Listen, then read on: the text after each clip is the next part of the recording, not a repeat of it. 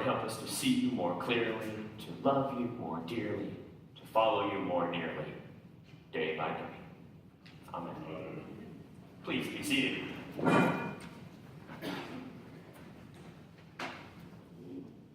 So in my household, we do this positively Norman Rockwell-esque thing in that as my children are growing, we make the marks in the doorpost, marking their heights as they get older. Well, none of them are that high yet. They're all right there.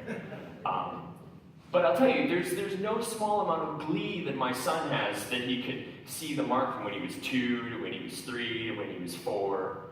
And I can guarantee you that if he were to ever get measured and realize his height had gone down for some reason, he would be outraged.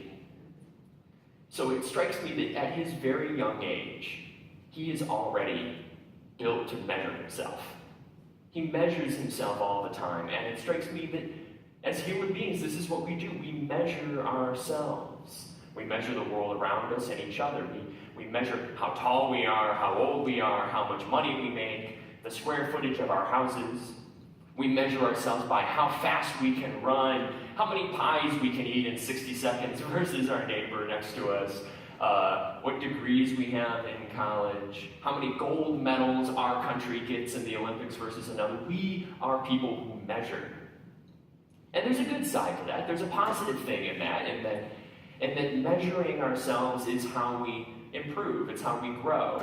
We see where we fall short, and we can learn and adjust and try things in new ways, and always ever more become the people we have the potential to be. So measuring is great. But there's a potential pitfall in that if we ever make the mistake of thinking that one of the things we can measure is our value as human beings, our worthiness to be loved, our worth in the eyes of God.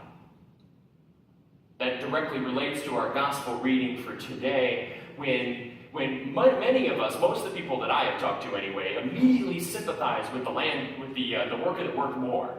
The worker who worked the 8 hours, or the 12 hours, or the 16 hours, and then didn't get paid 1 cent more than the guy who came in and didn't work that hard. And we're outraged on his behalf. We say that's not fair to him. But it highlights that the way we measure things in this world is not the way God measures things. At the end of the day, God measures us in the only way that matters to God, which is that we're His beloved children. We are God's people, made in the image of God to love and to be loved.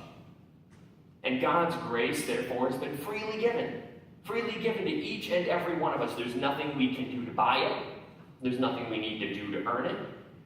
God's grace, God's compassion, God's love has been freely given. And normally we're very comforted by that idea, the idea that God's grace is freely given to us, and there's nothing we can do to lose it, and nothing we need to do to earn it. But the flip side of that we don't often think about is in this gospel reading. That means that the other person, the person that didn't work that hard, the person that wasn't that righteous, the person who didn't try as hard as we did, they are just as deserving of God's love, God's compassion. That it's not based on our effort. So, enough said, we can all just go home and realize none of this, we can just skip service Sunday, we don't need to work on any of this because none of it matters to God. Go home at the end of the day. Except there are plenty of passages in the Bible that point out that our efforts do matter very much, don't they? Our passage from the epistle today talks about those who made less fortunate choices weren't as righteous, and that destruction will befall them. If you follow the daily lectionary, we just read the story of Jonah, from the book of Jonah, where the people of Nineveh were going to be destroyed because they weren't righteous people, because they weren't working hard, doing the things they should be doing. And they repented at the last minute, and then God decided not to destroy them. So their actions matter very much, don't they? That seems to be in direct contradiction with our gospel reading for today. And the Bible is filled with this. The Bible's filled with this. It used to drive Martin Luther crazy. Because he would read in the letters of Paul that would say, God loves you, and there's nothing that you can do to be separated from the love of God. It doesn't matter what effort you make. Nothing will change God's love for you. And then the letter from James said, it matters very much what you do. It was completely contradictory.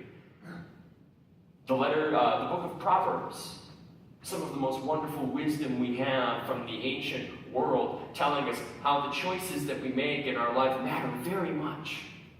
And it's followed immediately by the book of Ecclesiastes that says, the sun goes up, the sun goes down. It doesn't matter, you'll never make any difference in this world. And it's directly in conflict one book later. And Jesus Christ himself offers plenty of conflicts on this. We have the gospel for today where Jesus says that your efforts aren't what God is measuring, whether you work hard or don't work hard. And then we have plenty of other parables from Jesus, like the rich, wicked man and his slave Lazarus, and the rich man who wasn't righteous and didn't work hard, and he went to hell for it in the parable. And the slave Lazarus who worked hard and was righteous, and he got to go to heaven. So Jesus himself is in conflict. I have struggled with this for years and years, trying to reconcile this conflict that runs through the whole Bible. And I'll tell you, here's kind of where I've settled on. Take it for what you will. You can agree with me or disagree, or better yet, have a conversation about it. But here's where I've come down. Our efforts don't matter one bit in terms of God's love for us, God's grace for us. Whether you are successfully righteous in every way, or you try and you fall short, or honestly don't have the will to try sometimes, God's forgiveness, God's compassion is there for you every step of the way.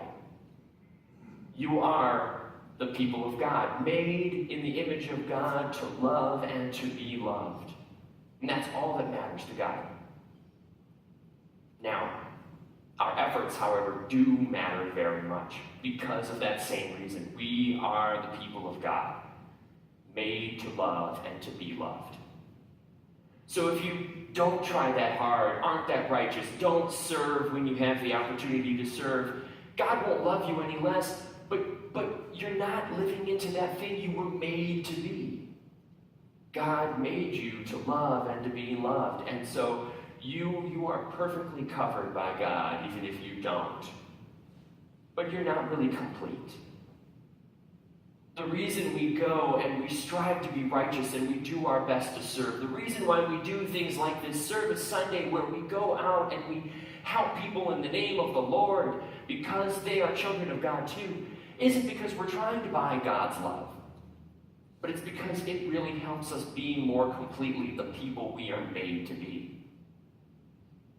So let us go and do the work of measuring ourselves. Let us mark, as we mark that line higher and higher toward growing into the people of God we're made to be, trying to be righteous, trying to serve and be merciful and forgiving in this world. Because every step of the way, every notch higher we go, we're more completely the people that God made us to be. As long as we hold in the back of our minds that at the end of the day, God's love is there for us, whether we succeed or fail, whether we fall short or succeed all the time. We are people graced by the love of God, made in the image of God, to love and to be loved in this world. Thanks be to God.